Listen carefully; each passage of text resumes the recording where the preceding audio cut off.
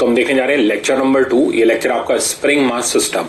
तो इसमें हम पहले ये देखेंगे स्प्रिंग मास सिस्टम का टाइम पीरियड किस सिचुएशन में कब तक चेंज नहीं होता, 2 पाई अंडर रूट m/k रहता है, जैसा हम लोगों ने लास्ट लेक्चर में प्रूव किया था। फिर एक दो छोटे मोटे एडवांस कंसेप्ट आपको दूंगा, ठीक है ना। फिर उस पर बेस्ड हम प्रॉब्लम करेंगे। देन फिर नेक्स्ट लेक्चर आपका कॉम्बिनेशन और मतलब जो भी एडवांस लेवल रहता है स्प्रिंग मास सिस्टम का सब कुछ आ जाएगा। फिलहाल पहले बेसिक्स सीखते हैं। तो स्प्रिंग मास सिस्टम का हमें टाइम पीरियड निकालना है। वर्टिकल वाले का तो पिछले में प्रूव कर दिया था। आज एक बार हॉरिजॉन्टल वाले का देखते हैं। तो ये हमें एक हॉरिजॉन्टल स्प्रिंग मास सिस्टम दे रखा है, ठीक है ना। ये m मास है और ये स्प्रिंग है, इसका स्प्रिंग कांस्टेंट k है। हमें प्रूव करना है कि ये स्प्रिंग मास सिस्टम SHM करेगा and we have to find out its time period. तो स्टार्ट कर देते हैं। तो देखो सबसे पहली स्टेप इक्विलिब्रियम पोजीशन।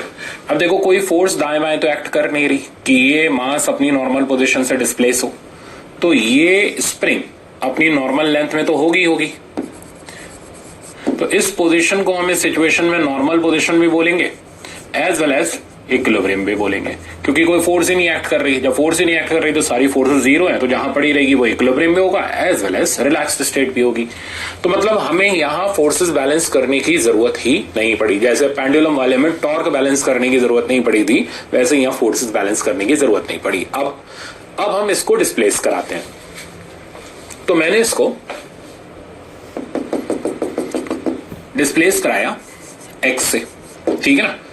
अब x से डिस्प्लेस कराने के बाद हमें रिस्टोरिंग फोर्स कैलकुलेट करनी है, तो पहले फोर्स लगा लेते हैं। तो लगने वाली फोर्स सिर्फ और सिर्फ एक ही है, स्प्रिंग फोर्स। इधर साइड कोई फोर्स नहीं है, तो इसको रिस्टोर कराने के लिए सिर्फ और सिर्फ ये स्प्रिंग फोर्स ही रिस्पॉन्सिबल है। तो ऐसा रिस्टोरिंग का वैल्यू आप देख सकते हो, ये हो गया -kx, ठीक है ना। माइनस हमने अपनी तरफ से लगाया। प्रोपोर्शनलिटी कांस्टेंट k हो गया, जो कि स्प्रिंग कांस्टेंट का ही काम कर रहा है। तो हम ये कह सकते हैं कि इस मास को रिस्टोर यानी इक्विलिब्रियम की तरफ ले जाने के लिए स्प्रिंग ही, ठीक है ना। माइनस हमने अपनी तरफ से लगाया। प्रोपोर्शनलिटी कांस्टेंट k हो गया, जो कि स्प्रिंग कांस्टेंट का ही काम कर रहा है। तो हम ये कह सकते हैं कि इस मास को रिस्टोर यानी इक्विलिब्रियम की तरफ ले जाने के लिए स्प्रिंग ही रिस्पॉन्सिबल है और कोई फोर्स इसमें रिस्पॉन्सिबल नहीं है। तो अब इसका टाइम पीरियड हमारा 2 पाई अंडर रूट m/k हो गया। तो आपने ये देखा कि स्प्रिंग मास सिस्टम चाहे वर्टिकल था पिछले लेक्चर में, चाहे हॉरिजॉन्टल है इस लेक्चर में, time period is still 2 pi under root m/k। अब ये रिसर्च और ज्यादा करते हैं जब तक हमें ये नहीं पता चल जाए कि ऐसा कब तक होता है। अब देखो दूसरी सिचुएशन ले लेते हैं।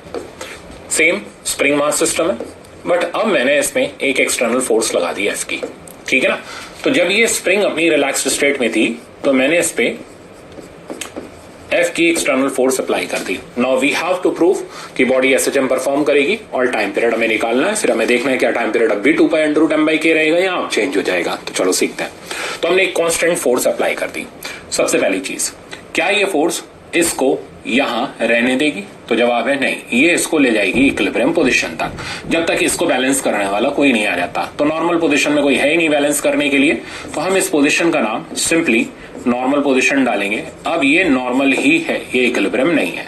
तो इक्विलिब्रियम कहां आएगा? तो इक्विलिब्रियम वहां आएगा जहां फोर्सेस आपस में बैलेंस्ड होंगी, ठीक है। तो मैं इसको थोड़ा सा एक्सटेंड कर देता हूं इन वर्टिकल लाइंस को, तो आपको समझने में आसानी होगी। तो अब ये ब्लू कलर की जो लाइन मैंने यहां पर खींची है, this line is called equilibrium position. Forces लगाई, अच्छा डिस्प्लेसमेंट x0, फोर्स लगाई, इधर F आ गया, इधर k x0 आ गया, ठीक है। अब इक्विलिब्रियम में फोर्सेस है तो बिल्कुल बैलेंस करना पड़ेगा। तो फर्स्ट स्टेप है at equilibrium forces are balanced, तो k x0 की वैल्यू F के बराबर हो गई। दूसरी स्टेप पर आता है, अब हमें बॉडी को डिस्प्लेस कराना पड़ेगा स्लाइटली और फिर रिस्टोरिंग फोर्स निकालनी पड़ेगी। और स्लाइटली कहां से? इक्विलिब्रियम से। तो हमने इक्विलिब्रियम से बॉडी को डिस्प्लेस कराया। पहले से कितनी खींची की जाई थी? x0, हमने खींचा x। अब हम इसके ऊपर लगने वाली नेट रिस्टोरिंग फोर्स निकालते हैं। तो इधर साइड लगने वाला फोर्स हो गया k times x plus x0 और इधर लगने वाला फोर्स वही का वही रहा F। अब रिस्टोरिंग फोर्स यानी फोर्स टुवर्ड्स इक्विलिब्रियम निकाल रहे हैं, तो F रिस्टोरिंग का वैल्यू मेरे पास आ गया minus k times x plus x0, ठीक है, माइनस S। अब ब्रैकेट ओपन कर देते हैं, तो F रिस्टोरिंग इक्वल, अभी SHM नहीं है, जब तक x की पावर 1 नहीं आएगा तब तक चिल्लाएंगे नहीं कि SHM है, ठीक है। तो F रिस्टोरिंग का वैल्यू आ गया k x plus k x0 minus F। तो एफ की वैल्यू यहां से के एक्स नॉट से कैंसिल आउट हो गई क्योंकि दोनों ऊपर देखो बराबर थे। तो एफ रीस्टोरिंग आ गया अगेन माइनस के एक्स, यानी अभी भी इसको रीस्टोर कराने के लिए सिर्फ और सिर्फ स्प्रिंग ही रिस्पॉन्सिबल है, एफ वाला रिस्टोरेशन के लिए रिस्पॉन्सिबल नहीं है। तो time period is still 2/√m/k। तो ये तो कहानी कुछ अलग होगी, मतलब हमने वर्टिकल टांगा, mg कट गया के एक्स नॉट से, हमने खाली हॉरिजॉन्टल रख दिया, कुछ आया ही नहीं, तभी स्प्रिंग ही रिस्टोर कराने के लिए रिस्पॉन्सिबल था। हमने एफ की फोर्स लगा दी, तभी भी स्प्रिंग ही रिस्टोर कराने के लिए रिस्पॉन्सिबल। तो आखिर चक्कर क्या है, इसको स्प्रिंग ही क्यों रिस्टोर करा रहा है? तो सस्पेंस समझते हैं। देखो रिस्टोर कौन कराएगा, पहले जरा उसको समझते हैं। तो जैसे ही हमने इसे खींचा, तो इसे खींचने से कौन सी ऐसी फोर्स है जो चेंज हुई? देखो F ये तो बिल्कुल बेशरम है ना, पहले भी उतना लग रहा था, यहां भी उतना ही लग रहा है, यहां भी उतना ही लग रहा है, यहां भी उतना ही लग रहा है। तो वो फोर्स जो समय के साथ नहीं बदल रहा, ये मेरा डायलॉग है, ध्यान रखना, ठीक है ना, डायलॉग मार रहा हूं। तो वो फोर्स जो समय के साथ नहीं बदलता, मतलब कांस्टेंट रहता है। तो जो फोर्स समय के साथ नहीं बदलता, ठीक है ना, समय उसको अपने साथ नहीं रखता। आपको इसका क्या मतलब था? तो जो फोर्स टाइम के साथ चेंज नहीं होता, टाइम उसको अपने साथ नहीं रखता। तो आप देखो टाइम के अंदर वही फोर्स है जो टाइम के साथ चेंज कर रहा है। तो स्प्रिंग समय के साथ बदल रहा है, इसका वैल्यू समय के साथ चेंज कर रहा है। तो चेंज कर रहा है तो रिस्टोर कराने के लिए स्प्रिंग रिस्पॉन्सिबल है। तो जैसे ही आपने इसे इधर खींचा, के एक्स नॉट और एफ तो कट गए, ठीक है ना, जो बचा के एक्स वो उसको पीछे खींच करके ले जाएगा। तो रिस्टोरिंग फोर्स एक्चुअली में वो फोर्स होती है, जैसे ही इक्विलिब्रियम से डिस्प्लेस करते हैं तो जो समय के साथ बदल जाता है, ठीक है ना, टाइम के साथ जो फोर्स चेंज कर जाता है, एडिशनल फोर्स हो जाता है, that force is called restoring force. Constant force हमेशा आप देखो यहां पर कैंसिल हो जाता है, जैसे पिछले लेक्चर में mg था, mg और के एक्स नॉट आपस में कैंसिल आउट हो गए। इससे पिछले वाले सवाल में कोई था ही नहीं, तो बचा खाली सिर्फ और सिर्फ स्प्रिंग। देखो डायग्राम, तो सिर्फ और सिर्फ कौन बचा? के एक्स का फोर्स, यानी स्प्रिंग ही रिस्टोर कराने के लिए रिस्पॉन्सिबल है।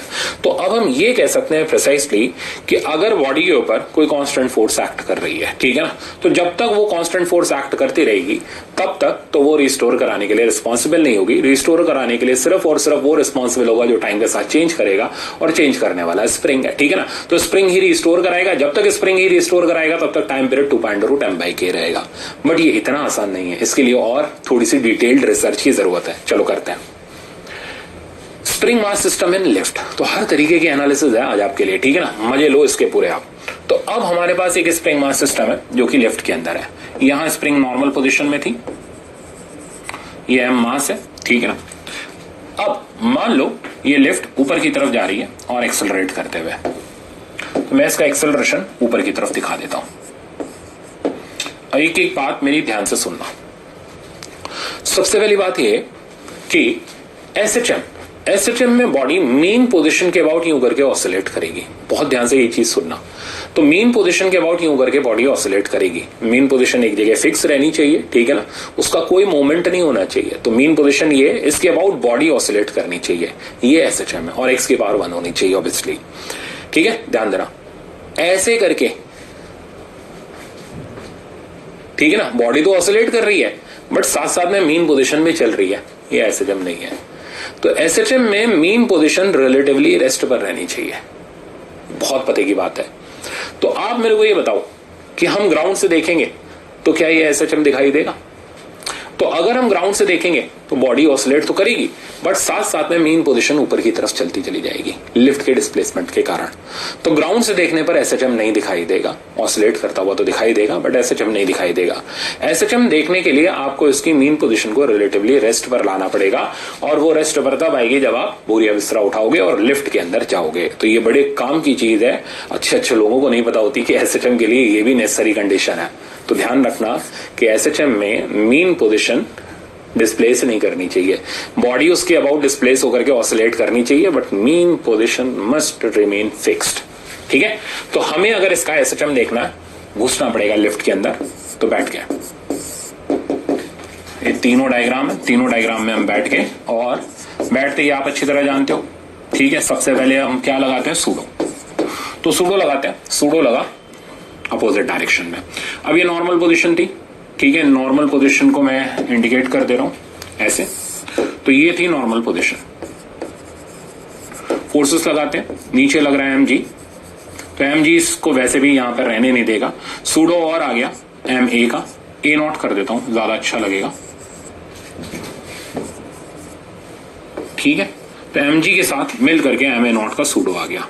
अब आप मेरे को ये बताओ क्या ये इसकी इक्विलिब्रियम पोजीशन होगी? जी नहीं।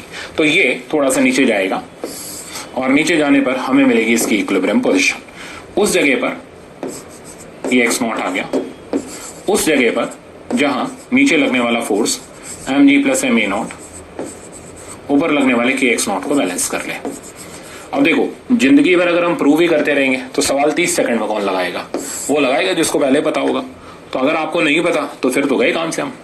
तो इसलिए स्मार्ट वर्क जरूरी है। स्मार्ट वर्क ये कहता है कि पहले से इतनी एनालिसिस कर लो कि आपको दिक्कत ना आए। अब देखो, अगर हमें एसएचएम प्रूव करना है तो फोर्सेस तो आपस में बैलेंस है, उनको लिख लेते हैं यहाँ पे। चलो आपकी तसल्ली के लिए मैंने लिख दिया mg प्लस ma0, या चलो अलग से लिख देता हूं mg plus ma0 equals to kx0। हो गया बैलेंस खुश। अब दूसरी स्टेप, एसएचएम के लिए इसे डिस्प्लेस करा के छोड़ना पड़ेगा। पहले से खिंचा खिंचाया था x0, हमने और खींच दिया x। अब गौर करो, अब आपको उसको देखना है जो बदल रहा है, ठीक है ना। तो सारे पिक्चर का गेम उसके अंदर है जो बदल रहा है, क्योंकि जो बदलेगा समय के साथ वही समय के साथ रहेगा, जो नहीं बदलेगा टाइम के साथ वो कभी रहेगा नहीं। यही नेचर का उसूल है, यही एसएचएम का उसूल है। तो देखो, अब मैंने इसको डिस्प्लेस कराया, चेक करो mg और ma0, ये तो बिल्कुल ही डीट है। यहां भी यही था, यहां भी यही था, यहां भी यही था, इनका कोई काम नहीं है। तो जो समय के साथ नहीं बदल रहे वो कभी भी रिस्टोर कराने के लिए रिस्पॉन्सिबल नहीं होंगे। अब ऊपर देखो कौन आया, kx प्लस x0। तो स्प्रिंग फोर्स बदल गया, ठीक है ना। कितने से बदला? kx से बदला, ठीक है ना। तो restoring force is still spring force which is equals to kx। अब मैं प्रूव करता हूं। तो ऐसे रिस्टोरिंग की वैल्यू निकालते हैं, माइनस बाहर लगा दिया, kx plus x0 minus mg plus ma0, ठीक है। तो एफ रिस्टोरिंग की वैल्यू निकाली, ये आ गया माइनस, ब्रैकेट ओपन कर लेते हैं, kx plus kx0 minus mg plus ma0, ठीक है। mg प्लस ma0 और kx0 कट गए, ठीक है ना। तो जो समय के साथ नहीं बदला वो कट जाता है समय के साथ। तो आया माइनस kx, तो स्टिल रिस्टोर कराने के लिए रिस्पॉन्सिबल है स्प्रिंग फोर्स। तो टाइम पीरियड का फॉर्मूला हो गया 2π√m/k। तो भाई इतना तो हम समझ गए कि चाहे स्प्रिंग मास सिस्टम को वर्टिकल टांग दो 2π√m/k, mg किसी काम नहीं आएगा क्योंकि समय के साथ नहीं बदलेगा। चाहे हॉरिजॉन्टल रख के कांस्टेंट फोर्स लगा दो तब भी वो फोर्स किसी काम की नहीं। हाँ, इक्विलिब्रियम पोजीशन बदल जाएगी बट टाइम पीरियड नहीं बदलेगा, 2π√m/k रहेगा। चाहे आप लिफ्ट के अंदर ले जाओ तब भी टाइम पीरियड 2π√m/k रहेगा। सूडो और mg मिल के भी कुछ नहीं बिगाड़ पाएंगे क्योंकि समय के साथ नहीं बदल रहे हैं। तो आप चाहे स्पेस में ले जाओ, स्पेस में क्या हो गया, mg गायब हो गया। तो mg के ऊपर जब वो डिपेंड ही नहीं कर रहा तब भी टाइम पीरियड 2π√m/k रहेगा। तो स्पेस के अंदर जो क्लॉक यूज करी जा सकती है वो पेंडुलम क्लॉक नहीं यूज करी जाती, क्योंकि पेंडुलम का टाइम पीरियड g के ऊपर डिपेंड करता है, स्पेस में जाके g 0 हो जाता है, ठीक है ना। तो पेंडुलम क्लॉक स्पेस में नहीं काम करेगी, ये क्लॉक काम करेगी, ठीक है ना। तो स्प्रिंग वाली जो क्लॉक है ना, स्प्रिंग मास सिस्टम वाली जो क्लॉक है, इसको बोलते हैं स्प्रिंग पेंडुलम भी बोल देते हैं कई बार। तो स्प्रिंग पेंडुलम काम करेगा, जो अपना धागे वाला पेंडुलम है वो स्पेस में काम नहीं करेगा, ये क्लॉक काम कर जाएगी, ठीक है ना। चलो आगे चलते हैं, अभी बहुत पिक्चर बाकी है।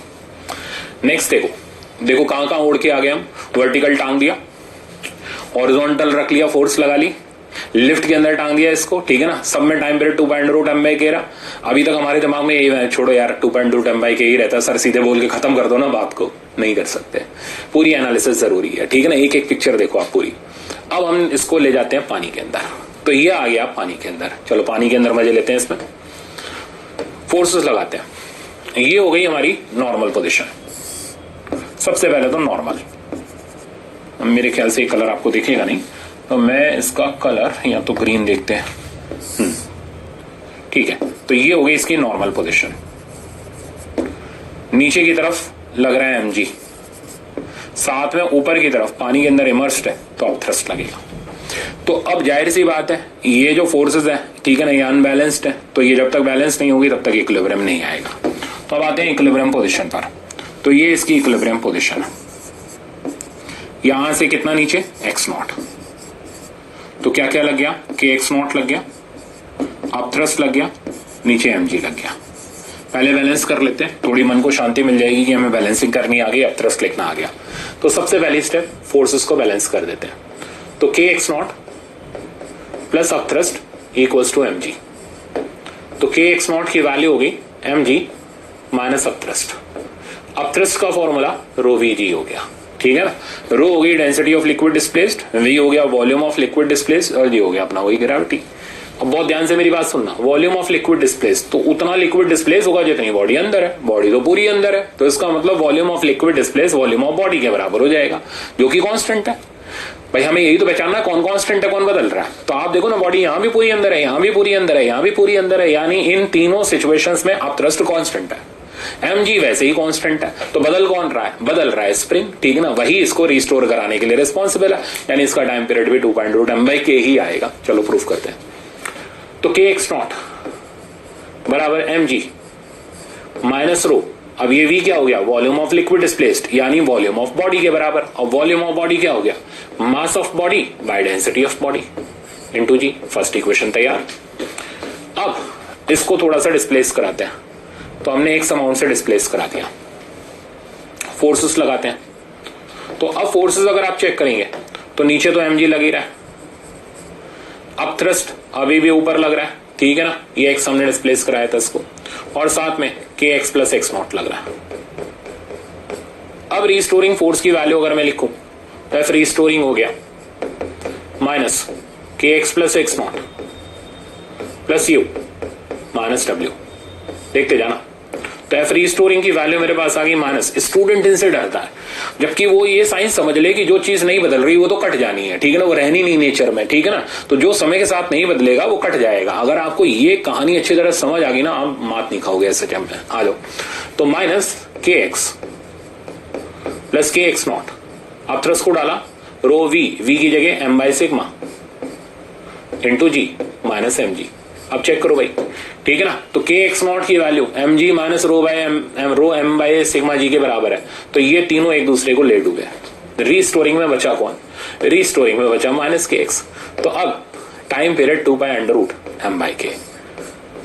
तो आई थिंक अब आप अच्छी तरह समझ रहे हो मैं इतनी गहराई में क्यों ले चल रहा हूं, ठीक है ना, पानी के अंदर तक पहुंच चुके हैं, ताकि ये फील कराया जा सके जब तक कांस्टेंट फोर्स है ना, तब तक स्प्रिंग मास सिस्टम का कोई बाल विवाह नहीं कर सकता। स्प्रिंग ही ऐसी चीज होगी जो लड़ाई जीतेगी, और स्प्रिंग ही ऐसी चीज होगी जिसकी मोनोपोली रहेगी और वो उसको ऑसिलेट कराने के लिए रिस्पॉन्सिबल रहेगी। पर ऐसा आखिर होगा कब तक, देखते हैं। आपको ऐसे तो सर सस्पेंस ही नहीं खत्म होगा, बस खत्म हो रहा है, 2 मिनट पेशेंस रखो। तो आगे हम इस पे, अब आपको आइडिया लग जाएगा। तो ये हमारे पास एक स्प्रिंग मास सिस्टम है, आपको बिल्कुल दिख ही रहा होगा, ठीक है ना। इसमें हेडिंग पढ़ लो, बॉडी पार्शियली इमर्स्ड है। तो पार्शियली इमर्स्ड है तो क्या होगा? मान लो ये नॉर्मल पोजीशन थी, हमने नॉर्मल नहीं दिखाई, वो अंडरस्टूड है ऊपर ही कहीं होगी, और मान लेते हैं ये इक्विलिब्रियम पोजीशन है, तो ये डायरेक्ट मैंने इक्विलिब्रियम कर दिया यहां से x नॉट की दूरी पर। अब देख रहे हो बॉडी पार्शियली इमर्स्ड है। कितना इमर्स्ड है? कुछ ले लेते हैं इसको, स्मॉल h ले लेते हैं, क्या फर्क पड़ता है, ठीक है ना। m मास की बॉडी है, फोर्सेस लगाते हैं, ऊपर की तरफ आ गया, तो ऊपर की तरफ आ गया के एक्स नॉट, साथ में आ गया अप थ्रस्ट, नीचे की तरफ आ गया mg। सही है, तो बैलेंस करते हैं इसको। तो फर्स्ट स्टेप हो गई k x naught plus upthrust equals to mg। Upthrust की वैल्यू डालते हैं, rho vg equals to mg। v हो गया वॉल्यूम ऑफ लिक्विड डिस्प्लेस्ड। अब लिक्विड उतना ही डिस्प्लेस होगा ना जितनी बॉडी लिक्विड के अंदर होगी। तो लिक्विड डिस्प्लेस्ड कितना है? क्या पूरी की पूरी बॉडी के वॉल्यूम के बराबर है? नहीं। बॉडी लिक्विड के अंदर कितनी है? यहां से लेकर के यहां तक, देखो ये मैंने शेड कर दिया, इतना है ना, इतना लिक्विड डिस्प्लेस्ड का वॉल्यूम हुआ। बॉडी के वॉल्यूम के बराबर ही तो नहीं है। तो वॉल्यूम ऑफ लिक्विड डिस्प्लेस्ड की वैल्यू अगर मैं यहां सब्स्टिट्यूट करूं तो के एक्स नॉट प्लस रो, अब इतने वॉल्यूम की वैल्यू हो जाएगी एरिया इनटू इतनी डेप्थ, यानी AH g equals to mg। चाहिए तो इसको इधर ला सकते हो। दूसरी स्टेप पर आते हैं। हमने बॉडी को थोड़ा सा और डिस्प्लेस कराया, ठीक है। अब कहानी में ट्विस्ट आएगा, ध्यान देना। ये नॉर्मल पोजीशन थी, ये इक्विलिब्रियम थी, और ये हमने इसको अंदर भेज दिया। अब जरा आप गौर करो, ये डेप्थ चेंज हो गई, h प्लस x हो गई, ये x था सॉरी, तो h प्लस x हो गई। अगर पानी के अंदर की डेप्थ चेंज हो गई तो लिक्विड डिस्प्लेस का वॉल्यूम चेंज हो जाएगा, अपथ्रस्ट चेंज हो जाएगा। मतलब यहां पर अपथ्रस्ट अब कांस्टेंट नहीं है, अपथ्रस्ट यहां पर वेरी कर रहा है। गेम समझ रहे हो? अब स्प्रिंग तो वेरी कर ही रहा है, वो तो kx यहां पर kx नॉट था, यहाँ kx प्लस x नॉट हो गया, यहाँ अपथ्रस्ट की वैल्यू भी चेंज कर गई, तो दोनों ही एक साथ चेंज कर गए। तो रीस्टोर कराने के लिए अब खाली स्प्रिंग की मोनोपोली नहीं चलेगी, अपथ्रस्ट भी अपनी चलाएगा। देखते हैं। तो अब अगर हम यहां पर रीस्टोरिंग फोर्स, पहले तो मैं फोर्सेस लगा दूं, तो फोर्स में आ गया ऊपर kx plus x not, upthrust की वैल्यू u डैश डाल देते हैं और mg में नीचे mg लगा दिया। ओके, अब मैं यहां पर रीस्टोरिंग फोर्स लिख रहा हूं, तो इस रीस्टोरिंग फोर्स की वैल्यू आ गई minus kx plus x not. फिर मैं आपको डायरेक्ट लिखना सिखा दूंगा, ठीक है ना, कि कैसे देखते ही छुमंतर कर दिया जाता है। ओके, तो kx plus x not minus हो गया, sorry plus u dash minus mg। इसको ब्रैकेट को ओपन कर लेते हैं, तो kx plus kx not plus u dash, तो rho v dash D minus mg। तो f रीस्टोरिंग की वैल्यू हो गई minus kx plus kx not rho. अब v डैश यानी अब वॉल्यूम ऑफ लिक्विड डिस्प्लेस की वैल्यू आपको डालनी है, तो जितना बॉडी लिक्विड के अंदर है तो ये अब वॉल्यूम ऑफ लिक्विड डिस्प्लेस के बराबर होगा। इसकी वैल्यू सब्स्टिट्यूट करते हैं, इसकी वैल्यू हो गई हमारे पास एरिया इनटू इतनी डेप्थ, यानी a times h plus x into g minus mg। Bracket open कर लेते हैं। बहुत लंबी इक्वेशन हो गई। अब मैंने बोला एक लाइन के अंदर सॉल्यूशन आ जाएगा आपके पास, बस थोड़ा पेशेंस रखना। तो kx not rho a h g, वो रो एक्स जी मैं बाद में लिख दूंगा, यहां लिख दिया मैंने। अब चेक करो, ये आपस में बराबर थे तो कट गए, है ना। तो रीस्टोरिंग फोर्स में अब देखो कौन कौन बचा, के तो बचा ही बचा, रो ए जी भी बचा, और ब्रैकेट के बाहर हो गया एक्स। तो क्या अब स्प्रिंग की मोनोपोली चल रही है? बिल्कुल नहीं चल रही है। स्प्रिंग के साथ साथ अब थ्रस्ट भी अपने रंग दिखा रहा है, क्योंकि वो समय के साथ बदल रहा है। तो कह रहा भाई अब तो मैं भी बदल रहा हूं, तो मेरे को भी तो समय के साथ रहना पड़ेगा, ठीक है ना। तो बिल्कुल उसका भी कोफिशिएंट हमारे पास आ रहा है। अब अगर हम टाइम पीरियड की वैल्यू लिखें ऐसे स्प्रिंग मास सिस्टम की, तो ये हो जाएगी 2/√m/k। के की जगह आ जाएगा हमारे पास k प्लस रो ए जी। आप जानते हो ये कहां का सवाल था? कोई सवाल था सर? ये तो कंसेप्ट था ना, सवाल था, आईआईटी का सवाल था, ठीक है ना। तो उस सवाल का मैंने कंसेप्ट बना करके यहां पे करा दिया। अब पूरे की समरी ले लेते हैं। तो पूरी की समरी क्या रही, और एक लाइन में लिखना सीख लेते हैं। तो वापस से चलते हैं, शुरू से आते हैं, ठीक है ना, शुरू से, मतलब हेडिंग से नहीं, यहां से, ठीक है। तो क्या करना है, सबसे पहले भूल जाओ भाड़ में गया इक्विलिब्रियम, हमें नहीं मतलब है, ठीक है ना। हम फोर्सेस को बैलेंस भी नहीं करा रहे, क्योंकि हमें सिर्फ वही फोर्स रखनी है जो समय के साथ चेंज हो रही है, दैट्स इट। तो छोड़ो नॉर्मल, हमने सीधे डिस्प्लेस कराया। हमने देखा इसमें इसको रिस्टोर कराने के लिए सिर्फ स्प्रिंग रिस्पॉन्सिबल है, और ये स्प्रिंग फोर्स जैसे जैसे ये चेंज होगा वैसे वैसे ये चेंज होगा, यानी इसका रिस्टोरिंग फोर्स kx हो गया, टाइम पीरियड की वैल्यू 2/√m/k हो गई। फट से अगले डायग्राम पे बढ़े। अगले डायग्राम में हमने कांस्टेंट फोर्स लगा दिया, भाड़ में गया इक्विलिब्रियम, हम सीधे इसको डिस्प्लेस करा के यहां पर ले आए। अब हमने ये नोटिस किया कि अगर हम इसको यूं करके मूव कराएं तो सिर्फ स्प्रिंग ही है जो टाइम के साथ साथ बदल रहा है। तो रिस्टोरिंग फोर्स हो गया kx, x जहां इक्विलिब्रियम से डिस्प्लेसमेंट हो गया, ठीक है ना। बाकी सब जो होगा वो कट जाएगा। मतलब प्रीवियस डिस्प्लेसमेंट से हमें रिस्टोरिंग में कोई लेना देना नहीं होता, तो रिस्टोरिंग में हमें लेना देना सिर्फ x से होता है। तो जैसे ही इसको यहां से इतना खींचेंगे तो इतना खींचने पर स्प्रिंग फोर्स और एड ऑन हो जाएगा, और उसका वैल्यू हो जाएगा kx, और यही kx हमारे लिए रिस्टोरिंग फोर्स का काम करेगा। और बाकी सारी चीजें देख लो कि x नॉट और f कैंसिल आउट। नेक्स्ट देखो, सीधे यहां पर आ जाते हैं। तो अब हमने ओवरऑल यहां से x डिस्प्लेस करा दिया, यहां से x नीचे आने पर स्प्रिंग फोर्स की वैल्यू एडिशनल kx आ जाएगी। बाकी जो फोर्सेस थी ये सारी की सारी फोर्सेस कांस्टेंट थी, आपस में कैंसिल आउट हो जाएंगी। तो रिस्टोर कराने के लिए सिर्फ और सिर्फ kx रिस्पॉन्सिबल होगा, बस और कुछ नहीं। अच्छा, इन सबका अल्टरनेटिव सॉल्यूशन, ठीक है ना। अल्टरनेटिव सॉल्यूशन ये है कि भूल जाओ कांस्टेंट फोर्स भी लग रही है। मतलब जैसे ही आपने देखा कांस्टेंट फोर्स लग रही है, इग्नोर, ठीक है ना, इग्नोर ही कर दो उसको, लगाओ ही मत, दुनिया से ही खत्म कर दो, सीधे बॉडी को डिस्प्लेस करा के रिस्टोरिंग फोर्स लिख लो, ठीक है ना। अब ये चीज थोड़ा सा और एक्सपीरियंस का काम है, तो यहां पे बताता हूं। अब हमने देखा यार इसमें mg लग रहा है और अपथ्रस्ट लग रहा है, बॉडी पूरी पानी के अंदर है, तो ना mg काम का ना अपथ्रस्ट काम का, सीधे गोल कर दो। तो इन दोनों को सीधे ही हटा दिया, तो स्प्रिंग ही काम का होगा।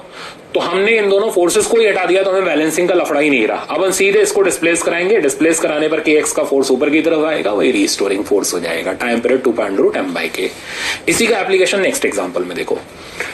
अब जैसे मैंने यहां पर देख लिया कि बॉडी पार्शियली इमर्स्ड है। अब अगर पार्शियली इमर्स्ड है तो अपथ्रस्ट भी वेरिएबल होगा, ठीक है ना, वो भी जैसे बॉडी अंदर जाएगी बाहर आएगी तो डेप्थ की वैल्यू चेंज करेंगे, तो अपथ्रस्ट चेंज करेगा, ठीक है ना। अपथ्रस्ट चेंज करेगा, साथ में स्प्रिंग तो चेंज कर ही रहा है, mg किसी काम का नहीं, तो मैंने mg को उड़ा दिया। अब ये जो इक्विलिब्रियम पोजीशन थी इससे थोड़ा सा डिस्प्लेस कराया, तो ये एडिशनल डिस्प्लेसमेंट हो गया x, इसके कारण एडिशनल फोर्स आ गई kx की, एडिशनल अपथ्रस्ट आ गया ρ(a)xg, ठीक है ना। तो आप चेक करो, एडिशनल फोर्स आ गई kx की, एडिशनल अपथ्रस्ट आ गया ρ(a)xg, और हमारे पास जो रिस्टोरिंग फोर्स हो गई वो हो गई kx प्लस ρ(a)xg, और फाइनली हमारा रिजल्ट डायरेक्ट आ गया। तो इन सबकी समरी एक पेज पे लिख लेते हैं, ठीक है। तो सबकी समरी एक पेज पे। ये वर्टिकल स्प्रिंग मास सिस्टम से शुरू किया, तो फर्स्ट था example vertical spring mass system. हमने देखा इसमें mg लग रहा है, mg किसी काम का नहीं, फटाक से हटा दिया, ठीक है ना। अब ये इसकी इक्विलिब्रियम है, जैसे ही इसको डिस्प्लेस कराएंगे नीचे की तरफ, ठीक है ना, हमें डिस्प्लेस भी नहीं करा रहा, ये इक्विलिब्रियम है और ये डिस्प्लेसमेंट है, ठीक है ना। mg हम लगा ही नहीं रहे क्योंकि हमें पता है वो कट जाना है, वो कांस्टेंट है। तो इसको रिस्टोर कराने के लिए रिस्पॉन्सिबल है kx, तो रिस्टोरिंग फोर्स हो गई kx की, समझ गए। और time period sine minus, time period का वैल्यू 2.√m/k। दूसरा एग्जांपल, दूसरे एग्जांपल में हॉरिजॉन्टल स्प्रिंग मास सिस्टम आया और इस सिस्टम में इसके ऊपर एक कांस्टेंट फोर्स F की लगा रखी थी, क्योंकि ये फोर्स कांस्टेंट है, रिस्टोरिंग में काम नहीं देगी, हटा दिया, ठीक है। हटा करके हमने इसको डायरेक्ट डिस्प्लेस करा दिया, ठीक। रिस्टोर कराने के लिए सिर्फ और सिर्फ स्प्रिंग रिस्पॉन्सिबल है, तो F रिस्टोरिंग की वैल्यू होगी -kx, टाइम पीरियड की वैल्यू होगी अगेन 2.√m/k। तीसरा एग्जांपल, हम इसको लिफ्ट में लेकर के पहुंच गए, ठीक है। लिफ्ट ऊपर जा रही हो, नीचे जा रही हो, या भाड़ में जा रही हो, कहीं पर भी जा रही हो, कोई मतलब नहीं, ठीक है ना। हमने देखा नीचे mg लग रहा है, नीचे ma लग रहा है, दोनों ही समय के साथ नहीं बदलने वाले, दोनों को ही उड़ा दिया, लो उड़ गए, ठीक है ना।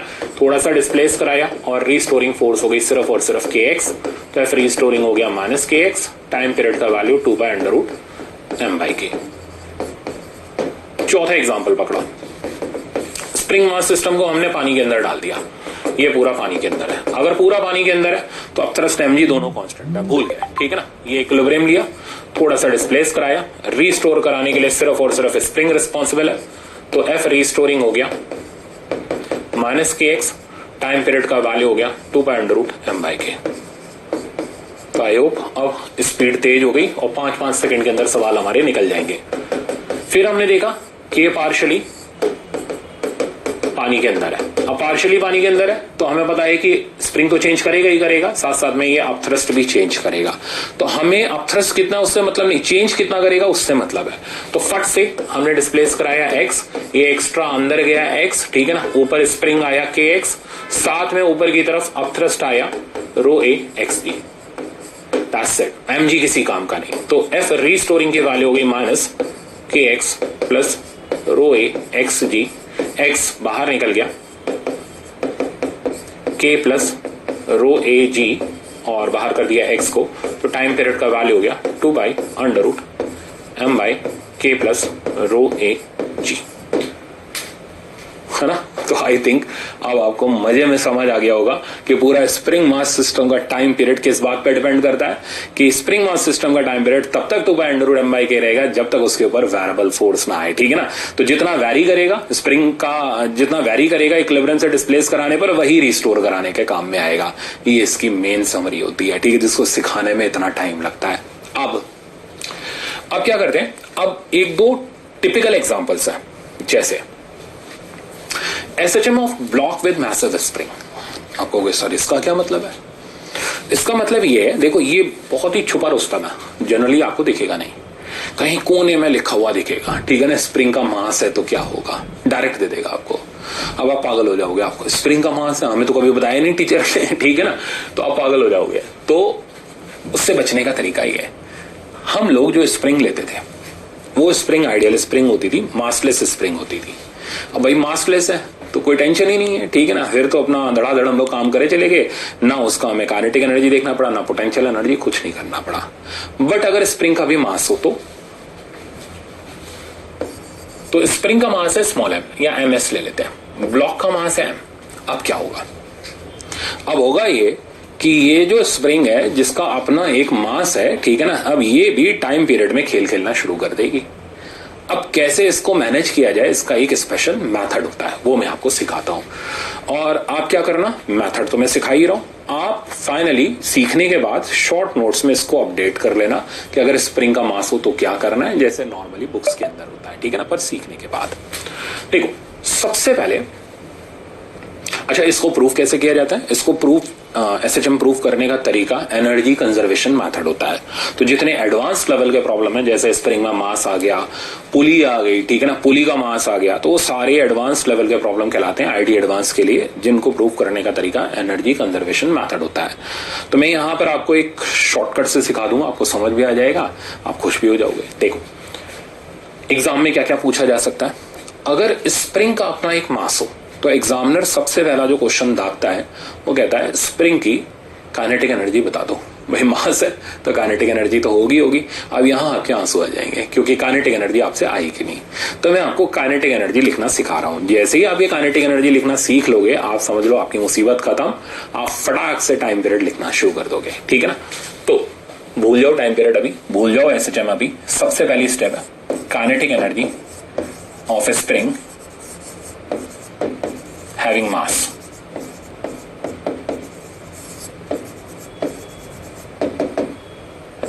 ठीक है, तो ये चीज समझने के लिए ये ले ली मैंने स्प्रिंग, ठीक। नॉर्मली घर के अंदर भी स्प्रिंग पड़ी हुई है, आप उससे भी कहा अरे वो पेन की स्प्रिंग होती है वही पकड़ लो, ठीक है ना, उसको बाहर निकालो, एक हिस्सा फिक्स कर दो, एक हिस्से को पकड़ो, खींच करके छोड़ दो, यूं करके थोड़ी देर तक तो करेगी ऑसिलेट, इतनी देर में काम चल जाएगा अपना, तो थोड़ी देर तक ऑसिलेट करेगी। गौर क्या करना कि जब ये स्प्रिंग ऑसिलेट कर रही है यूं करके, तो उसका आगे वाला हिस्सा तो बड़ी तेजी से मूव कर रहा है, बट इधर वाले हिस्सों की वेलोसिटी जो है उतनी नहीं है जितनी इसकी है। गौर करना, ठीक है ना, अगर मैं पेन हो तो खींच करके स्प्रिंग निकाल करके खींच करके छोड़ के देख लेना, इस वाले हिस्से की वेलोसिटी जो है ऑलमोस्ट डेड होगी, जीरो होगी। तो खेल ये है कि जब स्प्रिंग का ये एंड वी वेलोसिटी से मूव करता है तो हर एक स्प्रिंग का ये जो राउंड है ना, राउंड अबाउट है, ये वी से नहीं चलता। ये जो वेलोसिटी होती है स्प्रिंग में लीनियरली डिस्ट्रीब्यूटेड होती है। कैसे, सिखाता हूं। तो मान लेते हैं एल लेंथ है, ठीक है ना, तो एल लेंथ वाले पॉइंट की वेलोसिटी वी है। अब हम क्या करते हैं, हमें स्प्रिंग की काइनेटिक एनर्जी में इंटरेस्ट है, हम यहां से पहले एक्स डिस्टेंस पे पहुंच जाते हैं, छोटा सा पोर्शन dx का लेते हैं जिसका मास हम dm ले लेते हैं, और सबसे पहले हम इसकी वेलोसिटी लिख लेते हैं vx। अब ये वेलोसिटी कैसे आएगी, बहुत ध्यान से देखना, यूनिटरी मेथड। देखो l लेंथ पर जो हिस्सा है उसकी वेलोसिटी v है, तो यूनिट लेंथ में जो वेलोसिटी होगी वो हो जाएगी v by l। तो x डिस्टेंस पर जो वेलोसिटी हो जाएगी फिक्स्ड हैंड से, वो हो जाएगी v by l times x। तो this is the value of vx। तो vx की वैल्यू आ गई v by l into x, ठीक है। अब इसके हिसाब से आप वेलोसिटी का डिस्ट्रीब्यूशन देख सकते हो। ये सब चीजें इस एग्जाम में अचानक से नहीं आती, टीचर को बतानी पड़ती हैं, नहीं तो स्टूडेंट को रटनी पड़ती है। अब चॉइस आपकी, या तो सीख लो या रट लो, ठीक है ना, रटने से मजा नहीं आएगा, सीखने से ज्यादा अच्छा लगेगा। तो हमें पता चल गया इस हिस्से की velocity vx v by l into x है। अब सोचो x को अगर आप जीरो डाल दोगे तो ये वेलोसिटी भी जीरो हो जाएगी, मतलब यहाँ की वेलोसिटी जीरो हो जाएगी। जैसे जैसे लेंथ बढ़ती जाएगी यहाँ से, वैसे वैसे वेलोसिटी भी बढ़ती जाएगी। अब हम इतने पोर्शन की काइनेटिक एनर्जी लिखते हैं, तो काइनेटिक एनर्जी का फॉर्मूला हो गया हाफ मास उतने पोर्शन का dm into velocity vx square, half dm। अब dm की वैल्यू में लिखनी पड़ेगी, कैसे लिखेंगे, यूनिटरी मेथड से। पूरी की पूरी स्प्रिंग का मास ms है, ठीक है ना, तो dm की वैल्यू होगी total mass by total length into dm की लेंथ विच इज dx, वही अपना यूनिटरी मेथड, ठीक है ना, या लीनियर मास डेंसिटी कंसेप्ट, जो भी चाहिए आप नाम दे सकते हो उसको। तो हमने इतने पोर्शन का मास dm का वैल्यू ब्रेक करके लिख लिया, vx का वैल्यू डाल देते हैं which is v by l into x, तो v square bye l square times x square. तो काइनेटिक एनर्जी हमारे पास आ गई स्प्रिंग की half ms bye l cube times v square times x square dx। अब इसको इंटीग्रेट कर देते हैं पूरी स्प्रिंग पर 0 से लेके l तक, 0 से लेके kx तक। तो kinetic energy of whole spring half ms v square by l cube times, अब इसका इंटीग्रेशन हो गया x cube by 3, limit put करके आ गया l cube by 3, l cube cut गया। तो काइनेटिक एनर्जी ऑफ स्प्रिंग आ गई half ms by 3 times v square. तो कोई अगर काइनेटिक एनर्जी ऑफ स्प्रिंग पूछे तो ये अपने आप में एक गजब सवाल होगा, अपने आप में एक नया सवाल होगा जो आमतौर पे किताबों में नहीं होगा। तो एक स्प्रिंग जिसका मास ms है उसकी काइनेटिक एनर्जी का formula half m by 3 into v square. तो आपको सर पढ़ा तो ऐसे हम रहती है तो काइनेटिक एनर्जी के रास्ते निकल लिए, बस इसी में इसका सोल्यूशन है। तो सोल्यूशन ये कि स्प्रिंग का m बाई 3 मास कॉन्ट्रीब्यूशन में जाता है। आपको फिर से रिपीट करो, स्प्रिंग का m बाई 3 मास कॉन्ट्रीब्यूशन में जाता है। आपको हाँ समझ गए सर, ठीक है ना। तो काइनेटिक एनर्जी लिखनी है तो कौन इंटीग्रेट करेगा, सीधे half m by 3 into v square, खत्म। आपको हाँ अच्छा है, ठीक है, मजे आए। अब हमें तो चाहिए एसएचएम, तो एसएचएम के लिए देखो और तो कोई वेरिएबल फोर्स एक्ट नहीं कर रही, तो रिस्टोर कराने के लिए तो के ही रिस्पॉन्सिबल होगा। तो टाइम पीरियड ऑफ एसएचएम होगा 2 pi under root m by k, formula वही रहेगा। अब m क्या होगा, गौर करना, ये m हो जाएगा, ठीक है ना। m इसको m डैश लिख लेता हूं नहीं तो कंफ्यूज करेगा आपको बाद में। m हो गया टोटल मास। अब टोटल मास में एक तो ये मास आ गया और प्लस स्प्रिंग का कंट्रीब्यूशन आ गया। अब स्प्रिंग का कितना कंट्रीब्यूशन जाता है, m बाई 3, तो टोटल मास की वैल्यू होगी m प्लस m बाई 3। तो टाइम पीरियड का formula m plus ms by 3 divided by k। तो अगर स्प्रिंग मास टेस्ट ना हो तो उसके मास का m बाई 3 कॉन्ट्रीब्यूशन जाता है, तो टोटल मास की वैल्यू हो जाती है, कॉन्ट्रीब्यूटिंग मास की value m plus m by 3 और टाइम पीरियड का formula 2 pi under root m plus m by 3 divided by k, है ना। मजेदार। तो अब आपको कोई इंटीग्रेट नहीं करना, कुछ नहीं करना, शॉर्ट नोट्स में अपडेट कर लोगे दो चीजें, एक तो काइनेटिक एनर्जी का वैल्यू और एक मैसिव स्प्रिंग के साथ कनेक्टेड ब्लॉक का टाइम पीरियड। अब ये जिसको पता है उसको पता है, जिसको नहीं पता तो एग्जाम में आया तो छोड़ के ही आने वाला है वो, ठीक है ना, उससे सवाल नहीं होगा ये। तो ये मैंने एक एडिशनल आपको प्रॉब्लम दिया जो आप अपनी पॉकेट में रखना, कभी बाई चांस फंसो तो इस टाइप के प्रॉब्लम आपके पास रहने चाहिए। नेक्स्ट एक और, ये भी चलते चलते रूटीन का ही प्रॉब्लम है, ये मुश्किल नहीं है। इसको बोलते हैं रिड्यूस मास सिस्टम। प्रूविंग में आपको हमारी दिलचस्पी नहीं है इसके अंदर, ठीक है। अब हम इसको डायरेक्ट लिख रहे हैं। तो अब क्या सिचुएशन है कि एक स्प्रिंग है, स्प्रिंग कांस्टेंट की है, पर दो मास दोनों तरफ अटैच्ड है। एक का मास m1, एक का मास m2। इन दोनों को खींच करके छोड़ दिया, ये बस तबले की तरह ही बजे जा रहे हैं, ऑसिलेट करे जा रहे हैं, हमें इसका टाइम पीरियड निकालना है। तो अब इसके टाइम पीरियड में, और ऑब्वियसली कोई हमने वेरिएबल फोर्स अलग से लगाई नहीं है, तो इस रीस्टोर कराने के लिए तो स्प्रिंग ही रिस्पॉन्सिबल होगा, बस इन दोनों के मास की जगह इफेक्टिव मास आ जाएगा।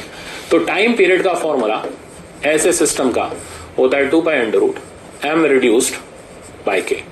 तो इस सिस्टम को बोलते हैं हम reduce mass system. Reduce mass system इसलिए बोलते हैं क्योंकि जो इफेक्टिव मास आता है वो इन दोनों मास से कम आता है। इस रिड्यूस मास की वैल्यू हो जाती है, इसका फॉर्मूला है standard m1 m2 divided by m1 plus m2, ठीक है। तो अब ये आप देख सकते हो, एक तरीके से ऐसा लग रहा है जैसे वो रेजिस्टेंस का पैरेलल कॉम्बिनेशन वगैरह आपने किया था ना, नहीं रेजिस्टेंस बस बोलने की बात है, तो छोटे से भी छोटा आएगा, तो इसलिए इसका नाम होता है रिड्यूस्ड मास। तो जैसे ही आपने रिड्यूस्ड मास निकाला 2 by under root m reduce by k में पुट किया, आपके पास टाइम पीरियड आ गया। अब पूरे के पूरे लेक्चर की समरी ले लो। टाइम पीरियड का formula 2 by under root m by k तब तक रहेगा, ठीक है ना, तब तक रहेगा जब तक कोई वेरिएबल फोर्स नहीं एक्ट कर रही, ठीक है ना। वेरिएबल फोर्स कहां एक्ट करेगी, जैसे वो अपथ्रस्ट था, वो वेरी कर गया था समय के साथ, वहां एक्ट कराता है, ठीक है ना। इसी तरह आगे चल के कराऊंगा, अभी भी बहुत सारे ऐसी चीजें आएंगी जो बताऊंगा आगे धीरे धीरे। अगर स्प्रिंग मैसिव हो, ठीक है ना, उसका m बाई 3 कॉन्ट्रीब्यूशन जाता है, तो kinetic energy half m by 3 v square spring की हो गई। और अगर आपको पूरे सिस्टम की टोटल काइनेटिक एनर्जी लिखनी है तो ब्लॉक की तो half m v square plus spring की half m by 3 into v square. दूसरी चीज, time period of massive spring वाला ब्लॉक, उसका फॉर्मूला हो गया 2 by under root m plus m by 3 divided by k। अच्छा, अगर एक स्प्रिंग से दो मास अटैच्ड हो तो ऐसे सिस्टम को बोलते हैं reduce mass system. m reduce का formula m1 m2 by m1 plus m2 होता है। अब आ जाते हैं कुछ रूटीन प्रॉब्लम पर। जैसे ये आप देख रहे हो पहला प्रॉब्लम, ये अभी तक के स्प्रिंग मास सिस्टम के ऊपर बेस्ड है। उनमें से कई बार आपके नीट और एआईपीएमटी में पहले भी प्रॉब्लम आए हुए हैं, तो मतलब काम के प्रॉब्लम आपको अभी के लेक्चर में मिल जाएंगे, भले हमने बेसिक कंसेप्ट ही किया हो। पढ़ो, mass M is suspended from light spring. Light spring बोलने का मतलब क्या हो गया, मास लेस लेते हुए चलना है, ठीक है ना। अब एक एक चीज हमें क्लियर है। An additional mass m added to it displaces the spring further by distance x then its time period is. अब हमें पता है कि यार टाइम पीरियड का फॉर्मूला 2π√m/k होता है। हमें प्रूविंग करने की इसमें जरूरत नहीं है, क्योंकि और कोई फोर्स उसमें वेरिएबल फोर्स एक्ट नहीं कर रही। तो ये m और ये स्मॉल m का क्या चक्कर है, इसको समझते हैं। तो देखो एक बार डायग्राम बनाते हैं। कहता है जब हम कैपिटल M मास का ब्लॉक टांगते हैं, ठीक है ना, suspended from light spring, an additional mass m added to it displaces it further by distance x। अब पहले इसका मीनिंग समझो। कैपिटल M इसको x0 डिस्प्लेस करके लाया इक्विलिब्रियम से, स्मॉल m लगाते ही ये फर्दर, ठीक है, फर्दर x और डिस्प्लेस हो गया। कहता आप टाइम पीरियड निकालो। तो क्या ये x हमने डिस्प्लेस कराया क्या? नहीं, हम जो डिस्प्लेस कराते हैं वो तो हमें प्रूविंग में काम में आता है। तो उसका क्या सिग्निफिकेंस क्या है, ये चक्कर क्या चल रहा है? देखो बहुत ही सिंपल है, हमें 2π√m/k चाहिए, k हमें दिया नहीं है, k निकालने के लिए ये जुगाड़ दिया है, सिंपल सा फंडा है। अब जैसे ये इस मास की इक्विलिब्रियम पोजीशन होगी, नीचे mg लगाया, ऊपर kx0 लगाया, ठीक है, बैलेंस मार दिया, तो kx0 की वैल्यू हो गई mg के बराबर। तो आप कहोगे सर यहां से k आ तो गया, कहां आया यार, ना k पता ना x0 पता, दो वेरिएबल हो गए, दो वेरिएबल के लिए दो इक्वेशन तो चाहिए होगी, तो दूसरी इक्वेशन ये रही।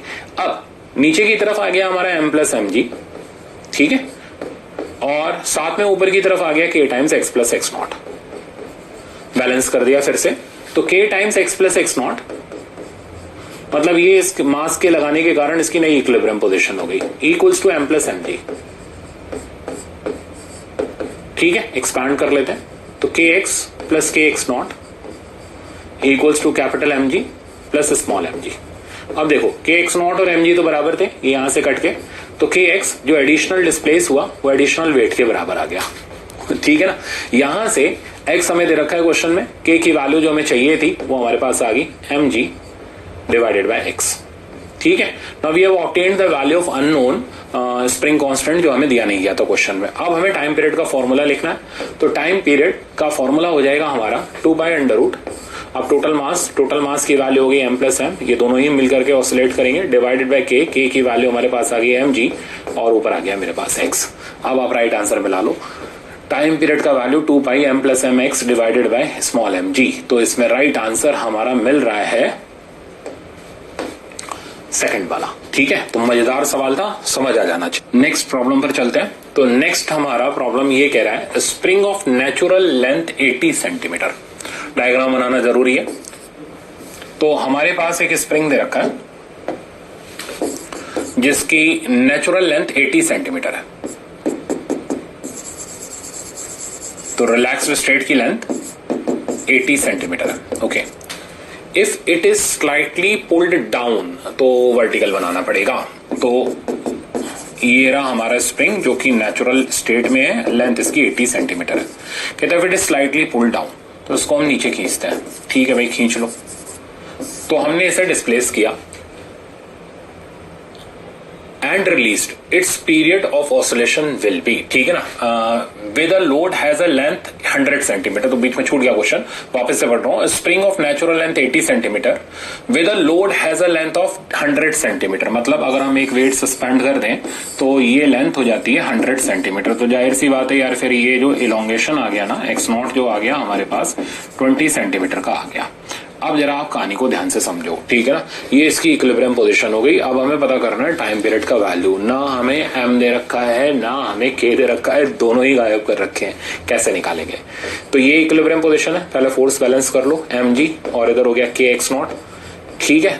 x0 दे रखा है, g हम जानते हैं, हमें ना m पता ना हमें k पता। अब तरीका ये रहेगा, इक्विलिब्रियम पोजीशन में kx0 mg के बराबर होता है, ठीक है ना। यहां से k/m का वैल्यू आ गया हमारे पास g/x0, ठीक। तो टाइम पीरियड का फॉर्मूला जो हमारा था 2 pi under root m by k, ना हमें एम पता था ना हमें के पता था, बट इक्विलिब्रियम पोजीशन से हमने इन दोनों के रेशियो को निकाल लिया। तो एम बाई के की वैल्यू हम यहाँ सब्स्टिट्यूट कर देते हैं। तो टाइम पीरियड का फॉर्मूला हो गया 2 pi under root x not divided by g. तो बस डेटा पुट करो, तो 2 pi under root x not हो गया ये जो फर्दर इलोंगेशन है विच इज 0.2 मीटर। जी का वैल्यू हमारे पास हो गया 10, तो 2/100 आ गया। तो मैं इसको लिख लेता हूं 2 पाई, 2/100 में नीचे तो 10 आ जाएगा, ऊपर बच गया हमारे पास √2।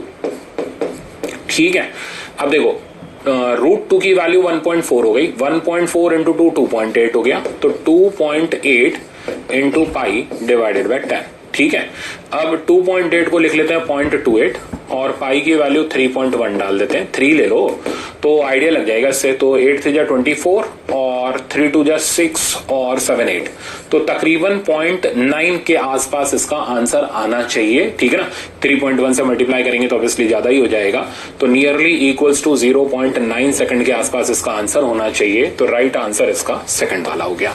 तो मेरे ख्याल से आपको समझ आ गया होगा। तो इन बेसिक प्रॉब्लम में किसी में के गायब था, जैसे पिछले में के गायब था, इक्वेशन बना करके हमने सॉल्व करा, इसमें ना एम दिया ना इसमें के दिया, रेशियो से हमने उसको फाइंड आउट करा। तो इस तरीके के छोटे छोटे प्रॉब्लम्स आते हैं। नेक्स्ट देखते हैं, पढ़ो। कह रहा है a 1 kg weight is suspended to a massless spring and has time period t। तो हम 1 kg के वेट को सस्पेंड करते हैं। अब देखो के गोल कर दिया इसने, ये 1 kg का मास सस्पेंड किया, के हमें नहीं पता, कहता है टाइम पीरियड की वैल्यू t है। तो इक्वेशन लिख ली, t equals to 2 pi under root m की जगह 1 by k. This is our first equation. If now a 4 kg is suspended from the same spring, new time period will be। तो 4 kg suspend करने पर नया time period क्या होगा? तो बस मास ही बदल रहा है, k की वैल्यू तो सेम ही है, तो t डैश ले लिया, 2 पाई अंडर रूट 4 बाई के कर दिया। अब ये तो आसान हो गया, इसमें हम रेशियो लेकर के काम चला लेते हैं। ठीक है ना, तो t बाई टी डैश के रेशियो की वैल्यू मेरे पास आ गई। रेशियो लेंगे तो k कट जाएगा, 2 पाई कट जाएगा, 1 बाई रूट 4 यानी 1/2 हो गया। तो t डैश की वैल्यू मेरे पास आ गई 2 टाइम्स t। तो ये रेशियो के ऊपर बेस्ड आपका प्रॉब्लम हो गया। राइट आंसर इसका सेकंड वाला हो गया। नेक्स्ट देखते हैं, पढ़ो उसको। ये कह रहा है when a body is suspended to a spring, its length is increase by 0.2 metre. दिमाग लगाओ, 0.2 मीटर बॉडी सस्पेंड करने पर उसकी लेंथ है, यानी x0 की वैल्यू दे दी उसने। Then the same body is further pulled down by 5 centimeter and release, its time period of oscillation is। तो फर्दर अगर 5 सेंटीमीटर पुल करके हम रिलीज करते हैं तो टाइम पीरियड ऑफ ऑसिलेशन बता दो।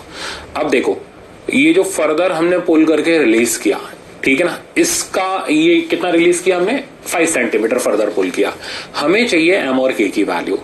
x0 हमें क्वेश्चन में दे ही रखा है, ठीक है ना, इंक्रीज बाय 0.2 मीटर। तो x0 की वैल्यू तो 0.2 मीटर हमें क्वेश्चन में पता ही है, तो हमें ये फर्दर 5 सेंटीमीटर वाली की जरूरत ही नहीं पड़नी चाहिए। तो देखो डायग्राम बना रहा हूं, आप समझना इसको।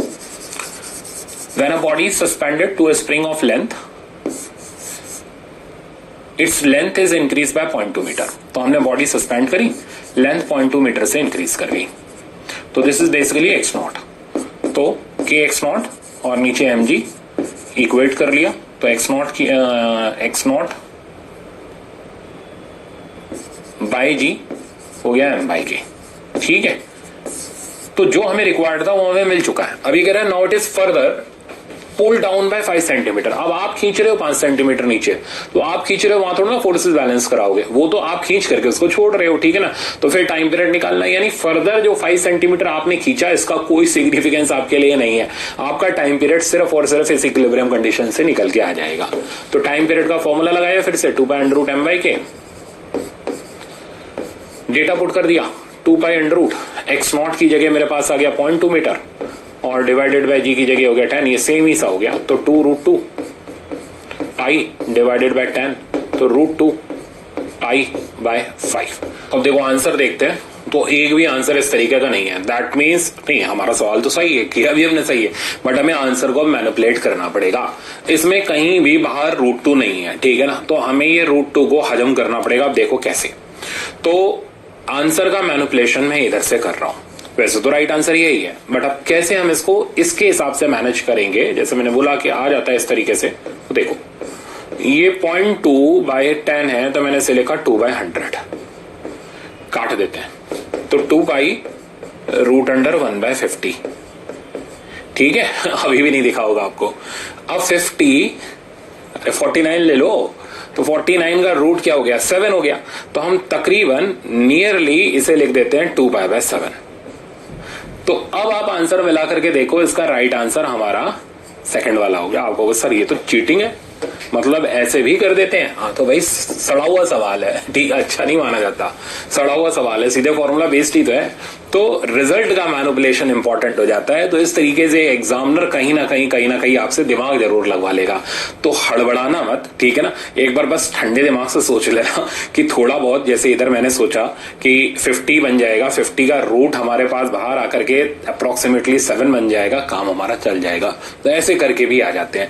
बाई चांस नहीं आया, ठीक है ना, तो दूसरा अल्टरनेटिव क्या है, पूरा डिवाइड ही कर लो, ठीक है। तो इसको पूरा डिवाइड कर लेते हैं, तो तकरीबन 0.88 के आसपास आ जाएगा। अब चेक करो, π/7 हो गया 3.142/7, ठीक है ना। ये कहीं से भी 0.8 नहीं है, 0.4 के आसपास है। इसको बाद में देखेंगे। 7/π 1 से बड़ा हो गया, 7/2π भी 1 से बड़ा हो गया, तो ये हो नहीं सकता, ये हो नहीं सकता, ये है नहीं, तो राइट आंसर हमारा सेकंड बचा, ये दूर के आसपास है। इसको बाद में देखेंगे। 7/π 1 से बड़ा हो गया, 7/2π भी 1 से बड़ा हो गया, तो ये हो नहीं सकता, ये हो नहीं सकता, ये है नहीं, तो राइट आंसर हमारा सेकंड बचा, ये दूसरा जुगाड़ है, ठीक है ना। तो दोनों में से जो एग्जाम में क्लिक कर जाए वो लगा देना, अपने कंसेप्ट पे भरोसा रखना। ये नहीं बीच मिल गए, नहीं यार आंसर ही नहीं आ रहा तो मतलब मेरा कंसेप्ट ही गलत है। कंसेप्ट सही है पर आंसर मैनिपुलेट करना पड़ता है। नेक्स्ट देखो, ये कह रहा है body of mass m attached to a spring which is oscillating with time period 4 seconds. If the mass of the body is increased by 4 kg, its timer period increases by 2 seconds. तो पहले एक बार इसकी equation बनाते हैं। तो पहले का time period t ले लेते हैं, जब m मास अटैच था, t क्या 4 सेकंड ही दे रखा है, तो 4 second equals to 2π mass m by k, first equation. अब जब हम मास को इंक्रीज करते हैं बाय 4 kg, यानी नया मास हो गया m+4, के तो वैसा का वैसे ही है, तो टाइम इंक्रीजेस बाय 2 सेकंड, यानी 4 + 2 सेकंड, मतलब 6 सेकंड लिख लेता हूं। ये हो गई हमारी इक्वेशन नंबर 2। क्या करना है, determine the value of initial mass m। तो बहुत सिंपल है, रेशियो ले लेते हैं। तो 4/6 √m बाय m+4, ये हो गया हमारा 2/3। स्क्वायरिंग कर लो पहले तो दोनों तरफ, ताकि ये अंडर रूट गायब हो जाए। तो 4/9 m bye m+4, cross multiply कर दो, तो 4m + 16 बराबर 9m। इसको उधर ले जाओ, तो 5m इक्वल्स टू 16, m की वैल्यू आ गई 16/5 kg। तो ये होगी हमारी इनिशियल मास की वैल्यू। तो मेरे ख्याल से ये आराम से समझ आ गया होगा, अब इतने में तो फ्लो बन जाना चाहिए। नेक्स्ट प्रॉब्लम देखते हैं। ये कह रहा है a mass m is suspended with a light spring. An additional mass m added displaces the spring further by distance x. Now the combined mass will oscillate. तो ये तो सेम प्रॉब्लम ही आ गया, तो वापस से वैसा ही प्रॉब्लम है, ठीक है ना। अब इसको करने का तरीका हमारा क्या रहेगा, अब हमें जो टाइम पीरियड निकालना है वो इन कॉम्बिनेशन का निकालना है। तो हमने सीधे फॉर्मूला लिख लिया, 2π√, टोटल हो गया m+m divided by k। Issue ये हमें k नहीं पता, ठीक है ना। हमें ये दे रखा है स्मॉल m लगाने पर एडिशनल वो x खींच देता है, बस इधर से काम बन जाएगा। तो mg का जो एडिशनल वेट होगा वो एडिशनल kx के बराबर होगा। तो अब आप डायरेक्ट लिख सकते हो। तो बस इसको मैंने दोबारा इसलिए रखा ताकि एक बार फिर से रिवाइज हो जाए और अब आप थोड़ा स्पीड में करना सीख जाओ प्रॉब्लम। तो mg/x हमने पुट कर दिया, आंसर हमारे पास सही आ जाएगा, 2π√m+m times x divided by small m into g। और राइट आंसर अब आप ढूंढ लो, इसके अंदर m इंटू जी आएगा कि नहीं आएगा, कि g कहां से आ गया, हाँ mg डिवाइडेड बाय x, ठीक है। तो g की जगह राइट आंसर मेरे को मिलाना पड़ेगा mgx। तो इसमें दिख रहा है मेरे को सेकंड वाला ऑप्शन करेक्ट है। नेक्स्ट प्रॉब्लम पर चलते हैं। नीट 2016 का प्रॉब्लम है। अब ये प्रॉब्लम क्या कह रहा है, a body of mass small m is attached to the lower end of the spring whose upper end is fixed. The spring has negligible mass. When m is slightly pulled down and released, it oscillates with time period 3 seconds. तो equation बना लो, 3 equals to 2π √m by k. Next, when mass m is increased by 1 kg, time period of oscillation becomes 5 seconds. तो ये वैसा ही pattern है जैसा मैंने आपको कराया था। तो time period becomes 5 seconds. जब मास को हम 1 kg से इंक्रीज कर देते हैं, दैट मीन्स m + 1/k हो गया। सेकंड इक्वेशन, दोनों को डिवाइड मारो, खेल खत्म। तो 3/5 इक्वल्स टू, हमें m ही निकालना है ना, हाँ, तो √m/m+1 स्क्वायरिंग कर लेते हैं, तो 9/25 m/m+1, 9m+9 equals to 25m, तो ये 16 हो गया। तो m की वैल्यू आ गई 9/16 kg।